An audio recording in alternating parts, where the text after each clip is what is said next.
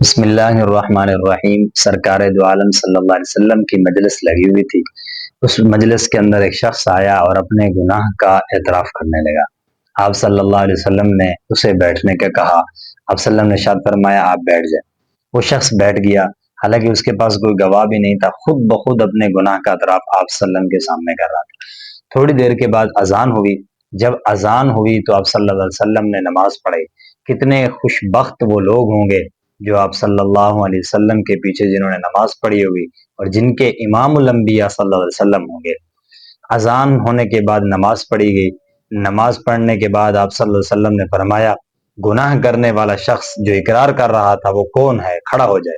وہ شخص کھڑا ہوا۔ آپ صلی اللہ علیہ وسلم نے فرمایا آپ نے اپنے گناہ جو تھے وہ میری عدالت میں پیش کیے تھے، تو میں نے اللہ کی عدالت میں پیش کر دی، اب فیصلہ آ گیا۔ وہ شخص کانپ اٹھا، اس نے کہا کہ یہ کیسا فیصلہ ہوگا؟ آپ صلی اللہ علیہ وسلم نے فرمایا آپ نے میرے پیچھے نماز پڑھی ہے؟ اس شخص نے کہا جی میں نے آپ کے پیچھے نماز پڑھی ہے۔ آپ صلی اللہ علیہ وسلم نے فرمایا اس نماز پڑھنے کے صدقے اللہ تعالیٰ نے تیرے گناہوں کو معاف فرما دیا۔